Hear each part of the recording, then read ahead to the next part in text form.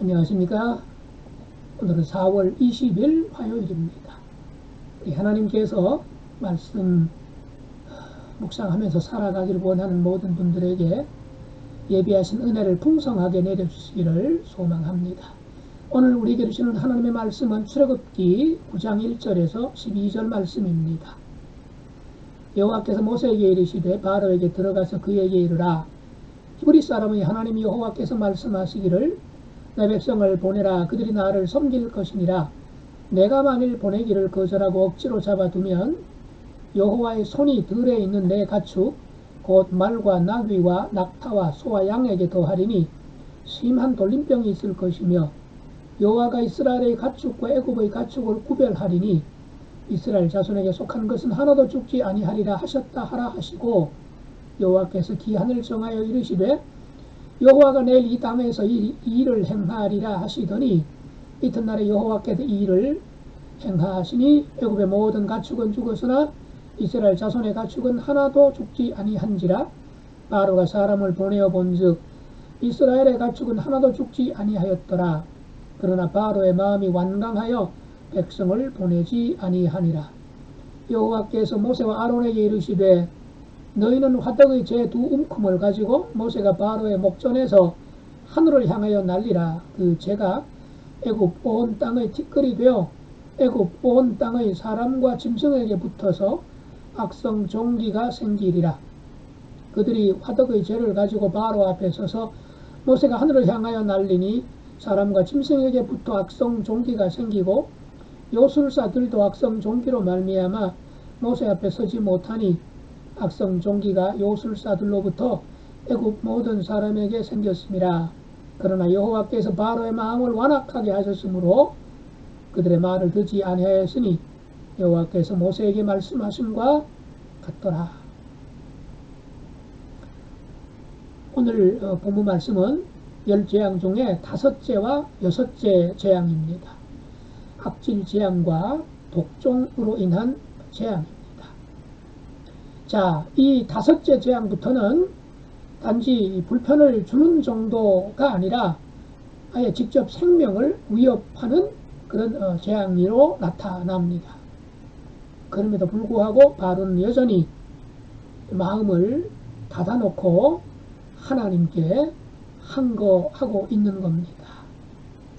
우리 하나님 어떤 하나님이실까요? 1절에서 3절에 따르면 바로가 이스라엘을 옥죄는 손을 더욱 강하게 움켜쥐자 하나님도 이제는 손가락이 아닌 하나님의 손으로 더욱 강하게 애굽을 치십니다.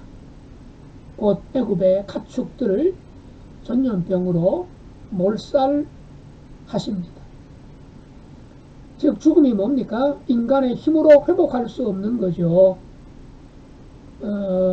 그걸 통해서 그야말로 인간의 나약함, 신으로 추앙받는 바로, 그리고 신으로 섬김받는 애굽의 그 헛된 우상들이 얼마나 헛된 것들인지를, 허상인지를 여지없이 고발하십니다. 동시에 애굽 전역을 뒤져서 특별한 무늬를 가진 소를 선정해서 저들이 신성시하는 아피스 우상 숭배의 불합리성과 허망함을 폭로하신 재앙이 바로 이 악질 재앙입니다. 세상 사람들이 골몰하는 허탄한 것들에 우리가 똑같이 줄 서고 줄 대느라고 헐떡이고 살아가는 것은 없는지 생각해 보아야 되겠습니다. 그 다음 이제 4절부터 6절에 따르면 애굽의 가축에 내린 재앙이 놀랍게도 신기하게도 아니 신비롭게도 고센 땅에 무리지어 살고 있던 이스라엘의 그 가축에는 임하지 않습니다. 재앙 중에서도 완전하게 구별하시는 하나님이십니다. 애굽 사람은 이스라엘 백성을 노예로 구별하면서 그동안 무시하고 학대하고 정말 사내 아이가 태어나면 나일강에 던지라고 하는 그런 끔찍한 짓을 자행했지만 하나님은 어떻게 하십니까? 자기 백성으로 구별하셔서 이스라엘 백성들을 품어주십니다. 또한 출애굽의 궁극적인 목적이 예배 아니겠습니까? 그래서 장차 이스라엘 백성들이 제물로 쓰게 될 가축을 이스라엘에게 그대로 남겨두시는 그 하나님의 솜씨, 하나님의 보호하심을 이 재앙을 통해서 또 보여주고 계십니다. 여섯째 재앙이 독종 재앙이지요. 히브리 노예들이 벽돌을 구울 때 사용했을 화덕의 제2 움큼으로 애굽의 짐승과 사람에게 여섯째 재앙인 악성 종기를 내리십니다. 8절부터 11절에 나오는 말씀들이지요. 하나님의 그 이적을 흉내내고 따라하려고 했던 요술사들은 이제는 아예 거동조차 하지를 못합니다. 심지어는 요술사들부터 독종 재앙을 당하게 되는 그런 모습을 본문에서 확인할 수가 있습니다. 자, 그렇게 되자 이제 바로가 지금까지 믿고 의지할 눈에 보이는 수단이 완전히 바닥을 드러내고 말았습니다. 이 바닥이 드러나야 하나님만 믿을 수 있고 설 수 없을 만큼 무너져야 회개의 무릎을 꿇을 수 있는 것 아닌가 싶습니다. 그렇다면 오늘 본문을 통해서 우리에게 주시는 교훈에는 어떤 것이 있겠습니까? 바로는 신하를 보내어서 이 일이 자연재해가 아닌 이스라엘과 애굽을 구별하는 표징임을 확인하는데 확인하고서도 내 백성을 보내라는 여호와의 요구를 또 거부합니다. 보세요. 바로는 여호와를 인정할 만큼 충분한 증거를 그동안 여러 가지 얻었습니다. 또 그 실체도 깨달았습니다.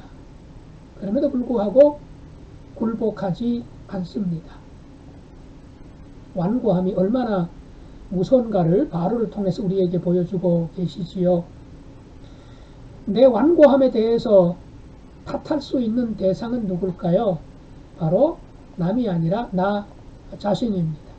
왜냐하면 우리는 하나님으로부터 바로보다도 더 많은 하나님의 표징과 하나님의 은혜와 하나님의 이적들을 경험하고 그런 것들 속에서 지금까지 살아왔기 때문입니다. 예, 완고하지 말아야 되겠죠. 길가에 떨어진 씨앗, 새들이 와서 금방 쪼아먹고 말지 않았습니까? 마음의 완고함, 이거 정말 무서운 겁니다.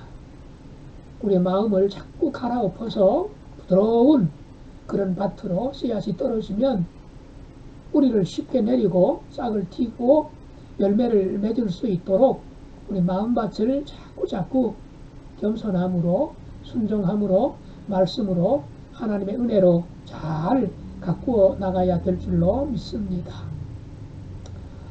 그 다음 이제 그 마지막 12절이죠.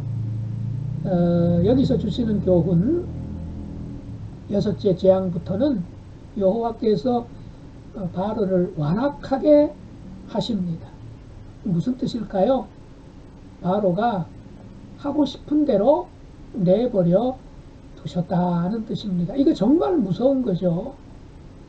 야단치고 나무라고 꾸중하고 책망할 때는 그래도 희망이라도 있었기 때문에 야단치고 책망하고 나무라면 들을지도 모른다고 하는 기대감이 있는 것 아니겠습니까? 깨달으라고요. 그런데 아예 그냥 내버려 두신다고 하는 것은 정말 끔찍한 일입니다. 이것보다도 더 무서운 심판이 어디 있겠습니까? 하나님이 은혜를 통해서 하나님 당신을 우리에게 계시하실 때 우리가 듣지 않는다면 하나님의 하나님 되심을 드러내는 또 다른 방법인 심판밖에 따라올 것이 없다는 것입니다.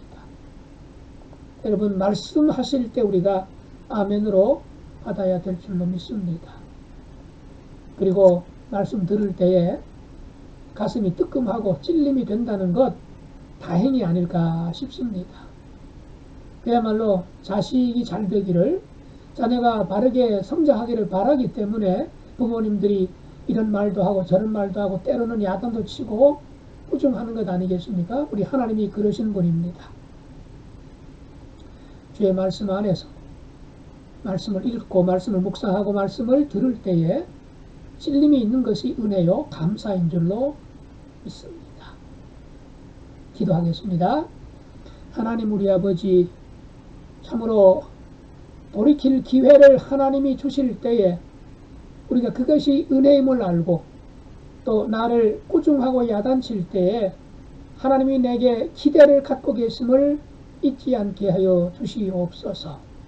말씀을 읽을 때에, 말씀을 들을 때에, 말씀을 묵상하고 말씀을 배울 때에 하나님 우리에게 울림이 있게 하시고 찔림이 있게 하시고 그 말씀 앞에 무릎 꿇으며 말씀을 향하여 말씀과 함께 살아가는 저희들 될 수 있도록 도와주시옵소서. 말씀으로 우리를 찾아오신 예수님의 이름으로 기도드리옵나이다. 아멘.